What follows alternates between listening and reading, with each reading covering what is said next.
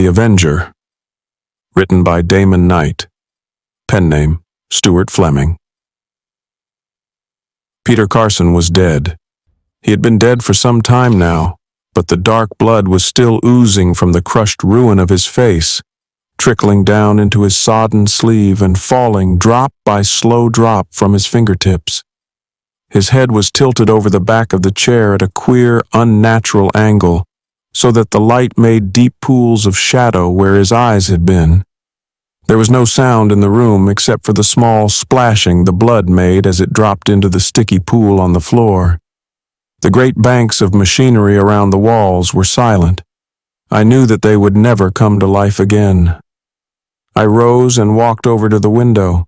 Outside, the stars were as before, tiny myriad points of light, infinitely far away. They had not changed, and yet they were suddenly no longer friendly. They were cold and alien. It was I who had changed. Something inside me was dead, like the machinery, and like Peter. It was a kind of indefinable emptiness. I do not think it was what Peter called an emotion, and yet it had nothing to do with logic either. It was just an emptiness, a void that could not be filled by eating or drinking. It was not a longing. I had no desire that things should be otherwise than they were. I did not even wish that Peter were not dead, for reason had told me that he had to die. That was the end of it. But the void was still there, unexplainable and impossible to ignore. For the first time in all my life I had found a problem that I could not solve. Strange, disturbing sensations stirred and whispered within me, nagging, gnawing. And suddenly, something moved on the skin of my cheek. I raised a hand to it slowly. A tear was trickling down my cheek. Young Peter Karson put the last black print down and sighed with satisfaction. His dream was perfect. The citadel was complete, every minutest detail provided for, on paper. In 2 weeks they would be laying the core, and then the metal giant itself would begin to grow, glittering, pulsing with each increment of power, until at last it lay finished, a living thing. Then there would remain only the task of blasting the great shining ship out into the carefully calculated orbit that would be its home. In his mind's eye he could see it, slowly wheeling like a second satellite about the Earth, endlessly gathering knowledge into its insatiable mechanisms. He could see, too, the level on level of laboratories and storerooms that filled its interlocking segments, the meteor deflectors, the air renewal system, the mighty engines at the stern, all the children of his brain. Out there, away from the muffling, distorting, damnable blanket of atmosphere, away from Earth's inexorable gravitational pull, would be a laboratory such as man had never seen. The ship would be filled with the sounds of busy men and women, wresting secrets from the reluctant ether. A new chemistry, a new physics, perhaps even a new biochemistry. A discordant note suddenly entered his fantasy. He looked up, conscious of the walls of his office again, but could see nothing unusual. Still, that thin, dark whisper of dread was at the back of his mind. Slowly, as if reluctantly compelled, he turned around to face the window at his back. There, outside the window, 50 stories up, a face was staring impassively in at him. That was the first impression he got. Just a face, staring. Then he saw with a queer, icy chill that the face was blood-red and subtly inhuman. It tapered off into a formless, shriveled body. For a moment or an eternity it hung there, unsupported, the bulging eyes staring at him. Then it grew misty at the edges. It dissolved slowly away and was gone. "Lord," he said. He stared after it, stunned into immobility. Down in the street somewhere, a portable video was shrilling a popular song. After a moment, he heard the faint swish of a tube car going past. Everything was normal. Nothing on examination seemed to have changed. But the world had grown suddenly unreal. One part of his brain had been shocked into its shell. It was hiding from the thing that had hurt it, and it refused to respond. But the other part was going calmly, lucidly on, quite without his volition. It considered the possibility that he had gone temporarily insane and decided that this was probable. Hardly knowing what he did, he found a cigarette and lit it. His hands were shaking. He stared at them dully, and then he reached over to the news box on his desk and switched it on. There were flaring red headlines. Relief washed over him, leaving him breathless. He was horrified, of course, but only abstractedly. For the moment, he could only be glad that what he had seen was terrible reality, rather than even more terrible illusion. Invaders appear in Boston. 200 dead. Then lines of type, and farther down, 50 children disappear from Paris Maternity Center. He pressed the stud. The roll was full of them. Moonship destroyed in transit. No communication from Antarctica in 6 hours. Strange force deflects planes from Sahara area. World police mobilizing. The item below the last one said, Pacifica, June 7th. The world police are mobilizing for the first time in 50 years. The order was made public early this morning by R. Stein, Secretary of the Council, who said in part, "The reason for this order must be apparent to all civilized peoples. For the invaders have spared no part of this planet in their depredations. They have laid Hong Kong waste. They have terrorized London. They have destroyed the lives of citizens in every member state and in every inhabited area. There can be few within reach of printed reports or my words who have not seen the invaders or whose friends have not seen them. The peoples of the world, then, know what they are, and know that we face the most momentous struggle in our history. We face an enemy superior to ourselves in every way. Since the invaders first appeared in Wood River, Oregon 24 hours ago, they have not once acknowledged our attempts to communicate or in any way taken notice of our existence as reasoning beings. They have treated us precisely as we, in less enlightened days, might have treated a newly discovered race of lower animals. They have not attacked our centers of government, nor immobilized our communications, nor laid siege to our defenses. But in instance after instance, they have done as they would with us. They have examined us, dissected us, driven us mad, killed us with no discernible provocation, and this is more intolerable than any normal invasion. I have no fear that the people of Earth will fail to meet this challenge, for there is no alternative. Not only our individual lives are threatened, but our existence as a race. We must and will destroy the invaders." Peter sank back in his chair, the full shock of it striking him for the first time.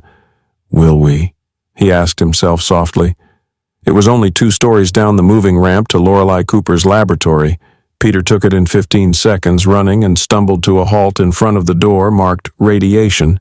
She had set her door mechanism to Etauen Schurdlu, principally because he hated double talk. He mouthed the syllables, had to repeat them because he put an accent in the wrong place, and squeezed through the door as soon as it opened far enough to admit him. Lorelei, beautiful in spite of dark circled eyes and a smear of grease on her chin, looked up from a huge ledger at the end of the room. One blonde eyebrow arched in the quizzical expression he knew so well. "What makes Peter, my love?" she asked, and bent back to the ledger. Then she did a double take, looked at his face intently and said, "Darling, what's wrong?" He said, "Have you seen the news recently?" She frowned. "Why, no. Harry and I have been working for 36 hours straight. Haven't seen anybody, haven't heard anything. Why?" "You wouldn't believe me. Where's your news box?" She came around the desk and put her hands on his shoulders. "Pete, you know I haven't one. It bores me or upsets me depending on whether there's trouble or not. What?" "I'm sorry, I forgot," he said. "But you have a scanner?" "Yes, of course, but really, Pete—" "You'll understand in a minute. Turn it on, Lorelei." She gazed at him levelly for a moment, kissed him impulsively, and then walked over to the video panel on the wall and swept a mountain of papers away from in front of it. She turned the selector dial to News and pressed the stud. A faint wash of color appeared on the panel, strengthened slowly, and suddenly leapt into full brilliance. Lorelei caught her breath. It was a street scene in the Science City of Manhattan, flooded by the warm spring sunshine. Down on the lowest level, visible past the transport and passenger tubes, the parks and moving ways should have been dotted with colorful holiday crowds. The people were there, yes, but they were flowing away in a swiftly widening circle. They disappeared into buildings, and the waves snatched them up, and in a heartbeat they were gone. There were left only two blood-red, malignant monstrosities somehow defiling the air they floated in, and below them, a pitiful huddle of flesh no longer recognizable as human beings. They were not dead, those men and women, but they wanted to be. Their bodies had been impossibly joined, fused together into a single obscene, floundering mass of helpless protoplasm. The thin moaning that went up from them was more horrible than any cry of agony. "The invaders are here, citizens," the commentator was saying in a strangled voice. "Stay off the streets. Hide yourselves. Stay off the streets." His voice droned on, but neither of them heard it. Lorelei buried her head on his chest, clutching at him desperately. "Peter," she said faintly, "why do they broadcast such things?" "They have to," he told her grimly. "There will be panics and suicides, and they know it, but they have to do it. This isn't like a war where the non-combatants' morale has to be kept up. There aren't going to be any non-combatants this time. Everybody in the world has to know about them so that he can fight them, and then it may not be enough." The viewpoint of the teleosender changed as the two red beings soared away from their victims and angled slowly up the street. Peter reached out to switch off the scanner and froze. The girl felt his muscles tense abruptly, looked back at the scene. The invaders were floating up the sloping side of a tall, pure white structure that dominated the rest. "That's the Atlas building," she said unbelievingly. "Us?" "Yes." Silently, they counted stories as the two beings rose. 45, 46, 47, 48. Inevitably, they halted. Then they faded slowly. It was impossible to say whether they had gone through the solid wall or simply melted away. The man and woman clung together, waiting. There was a thick, oppressive silence, full of small rustlings and other faint sounds that were no longer normal. Then, very near, a man screamed in a high, inhuman voice. The scream dwindled into a throaty gurgle and died, leaving silence again. Peter's lips were cold with sweat. Tiny nerves in his face and arms were jumping convulsively. His stomach crawled. He thrust the girl away from him and started toward the inner room. "Wait here," he mouthed. She was after him, clinging to his arms. "No, Peter, don't go in there, Peter!" But he pushed her away again, woodenly, and stalked forward. There was a space in the middle of the room where machinery had been cleared away to make room for an incompleted setup. Peter walked down the narrow aisle, past bakelite-sheathed mechanisms and rows of animal cages, and paused just short of it. The two red beings were there, formless bodies hazy in midair, the distorted, hairless skulls in profile, staring at something outside his range of vision. Peter forced himself forward another step. Little Harry Kanan, Lorelei's assistant, was crumpled in a corner, half supported by the broad base of an X-ray chamber. His face was flaccid and bloated. His glazed eyes, impassive yet somehow pleading, stared at nothingness straight ahead of him. The invaders ignored Peter, staring expressionlessly down at Kanan. In a moment, Peter realized what they were doing to him. He stood paralyzed with horror and watched it happen. The little man's body was sagging ever so slowly, as if he were relaxing tiredly. His torso was telescoping, bit by bit. His spread legs grew wider and more shapeless. His cheeks caved in and his skull grew gradually flatter. When it was over, the thing that had been Kanan was a limp, boneless puddle of flesh. Peter could not look at it. There was a scream in his throat that would not come out. He was beyond fear, beyond agony. He turned to the still hovering monsters and said in a terrible voice, "Why? Why?" The nearest being turned slowly to regard him. Its lips did not move, but there was a tiny sound in Peter's brain. A thin, dry whispering. The scream was welling up. He fought it down and listened. "Wern komelilona sendictal sasankanmia Miami Mami." The face was staring directly into his, the bulging eyes hypnotic. The ears were small, no more than excrescences of skin. The narrow lips seemed sealed together. A thin, slimy ichor drooled from them. There were lines in the face, but they were lines of age, not emotion. Only the eyes were alive. Razwillo priatadvornistu wernstu sank el glawalinom. I can't understand, he cried wildly. What do you want? Morofelkovisyan mami were lectontus. He heard a faint sound behind him and whirled. It was the first time he had realized that Lorelei had followed him. She stood there, swaying, very pale, looking at the red invaders. Her eyes swiveled slowly. Oprenictulistritif en relnget nachtwilt octpre. His voice was hoarse. Don't look! Don't go back! The horrible, mindless noise in his throat was almost beyond his power to repress. His insides writhed to thrust it out. She didn't see him. Her eyes glazed and she dropped limply to the floor. The scream came out then. Before he knew even that he could hold it back no longer, his mouth was wide open, his muscles tensed, his fingernails slicing his palms.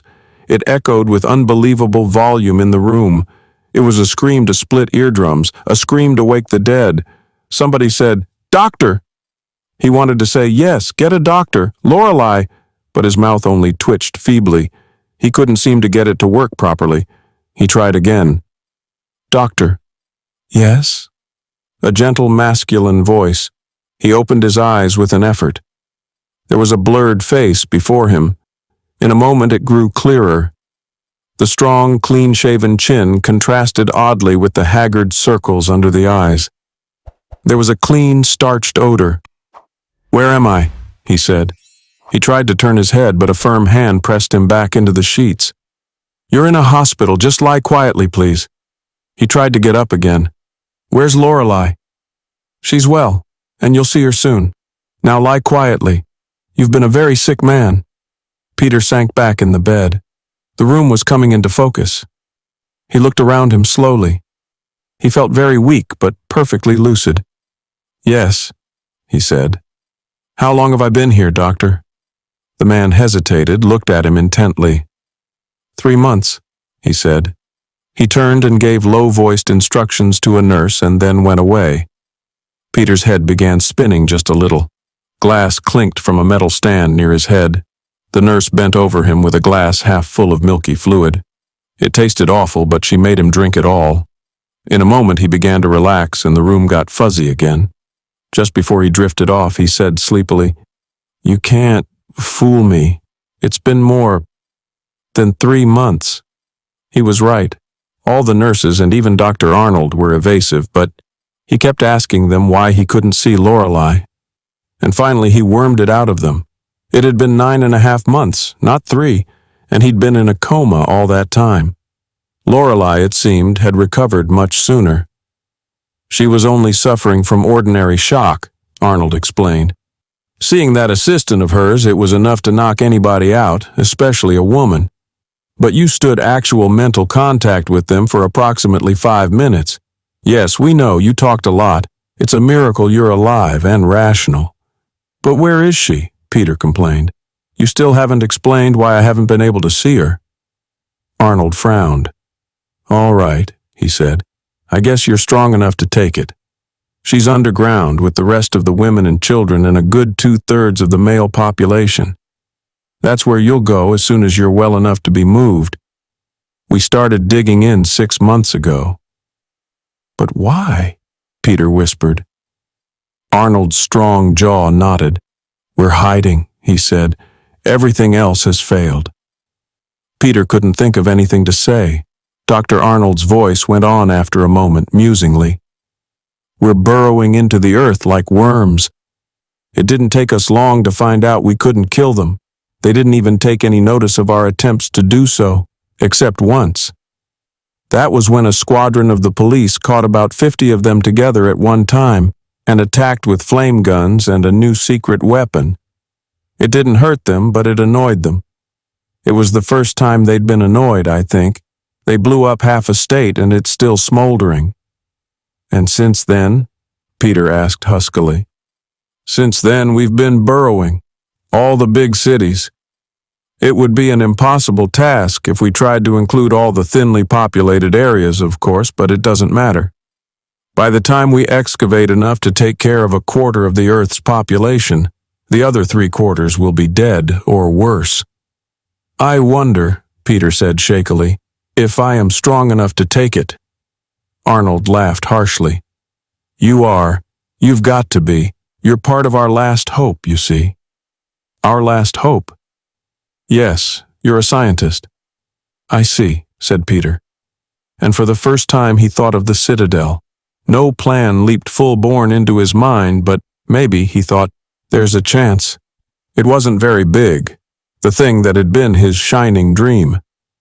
It lay there in its rough cradle, a globe of raw dura steel not more than 500 meters in diameter, where the Citadel was to have been 1,000.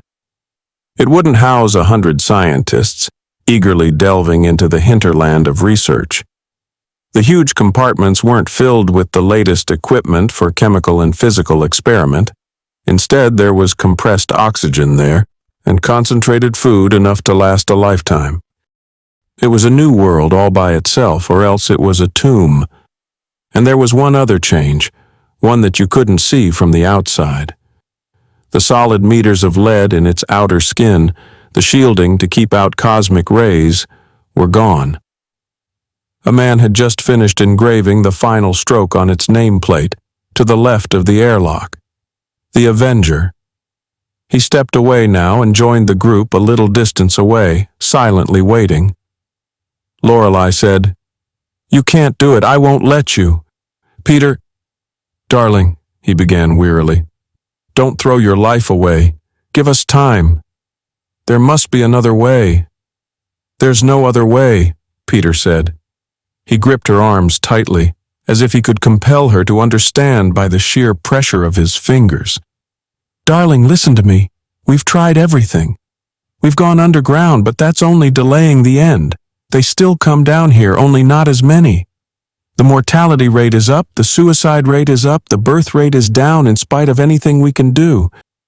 You've seen the figures. We're riding a curve that ends in extinction 50 years from now. They'll live and we'll die because they're a superior race. We're 1,000,000 years too far back even to understand what they are or where they came from. Besides them, we're apes. There's only one answer. She was crying now, silently, with great racking sobs that shook her slender body, but he went remorselessly on. Out there in space, the cosmics change unshielded life. They make tentacles out of arms, or scales out of hair, or 12 toes, or a dozen ears, or a better brain. Out of those millions of possible mutations, there's one that will save the human race. We can't fight them, but a Superman could. That's our only chance. Lorelei, darling, don't you see that? She choked. But why can't you take me along? He stared unseeingly past her wet, upturned face. You know why, he said bitterly. Those rays are strong. They don't only work on embryos, they change adult life forms too. I have 1 chance in 7 of staying alive. You'd have 1 chance in 1,000,000 of staying beautiful. I couldn't stand that. I'd kill myself, and then humanity would die too. You'd be their murderer. Her sobs gradually died away. She straightened slowly until he no longer had to support her, but all the vitality and resilience was gone out of her body. All right, she said in a lifeless voice. You'll come back, Peter. He turned away suddenly, not trusting himself to kiss her goodbye. A line from an old film kept echoing through his head. They'll come back, but not as boys. We'll come back, but not as men. We'll come back, but not as elephants. We'll come back, but not as octopi. He was trembling violently. He ran the last few steps, stumbled into the airlock, and pressed the stud that would seal the door behind him. We'll come back. He heard the massive disc sink home, closing him off. Then he sank down on the floor of the airlock and put his head in shaking hands.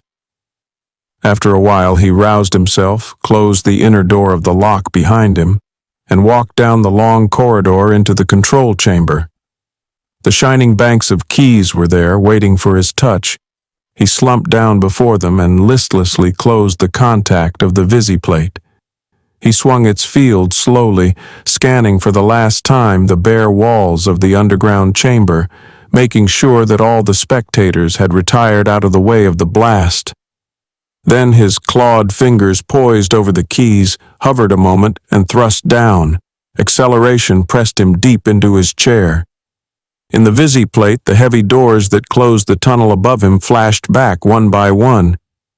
The energy-charged screen flickered off to let him pass and closed smoothly behind him. The last doors, cleverly camouflaged, slipped back into place and then dwindled in the distance. It was done. He flashed on out, past the moon, past Mars, over the asteroid belt. The days merged into weeks, then months, and finally far out, the Avenger curved into an orbit and held it. The great motors died and the silence pressed in about him. Already he could feel the invisible rays burning resistlessly through his flesh as if it were water, shifting the cells of his body, working its slow, monstrous alchemy upon him. Peter waited until the changes were unmistakably evident in his skin and hair, and then he smashed all the mirrors in the ship. The embryos were pulsing with unnatural life, even in the suspended animation of their crystal cells. One by one he allowed them to mature, and after weeks or years destroyed the monstrosities that came from the incubators. Time went by, meaninglessly. He ate when he was hungry, slept when his driving purpose led him, and worked unceasingly, searching for the 1,000,000-to-1 chance. He stared sometimes through changed eyes at the tiny blue star that was Earth, wondering if the race he had left behind still burrowed in its worm tunnels, digging deeper and deeper away from the sunlight. But after a time he ceased even to wonder. And one changeling child he did not destroy. He fed knowledge to its eager brain and watched it through the swift years with a dawning hope. Peter closed the diary. "The rest you know, Robert," he said. "Yes," I told him. "I was that child. I am the 1,000,000th mutation you were searching for." His eyes glowed suddenly in their misshapen sockets. "You are. Your brain is as superior to mine as mine is to an anthropoid's. You solve instinctively problems that would take our mechanical computers hours of work. You are a Superman." "I am without your imperfections," I said, flexing my arms. He rose and strode nervously over to the window. I watched him as he stood there, outlined against the blazing galaxies. He had changed but little in the years that I had known him. His lank gray hair straggled over his sunken eyes. His cheeks were blobbed with excrescences of flesh. One corner of his mouth was drawn up in a perpetual grin. He had a tiny sixth finger on his left hand. He turned again and I saw the old scar on his cheek where I had once accidentally drawn one of my talons across his face. "And now," he said softly, "we will go home. I've waited so long, keeping the control chamber and the engine room locked away from you, not telling you even about Earth until now, because I had to be sure. But now, the waiting is over. They're still there, I'm sure of it, the people and the invaders. You can kill the invaders, Robert." He looked at me a little oddly, almost as if he had some instinctive knowledge of what was to come. But he went on swiftly. "On Earth we had a saying, 'Fight fire with fire.' That is the way it will be with you. You are completely, coldly logical, just as they are. You can understand them, and so you can conquer them." I said, "That is the reason why we will not go back to Earth."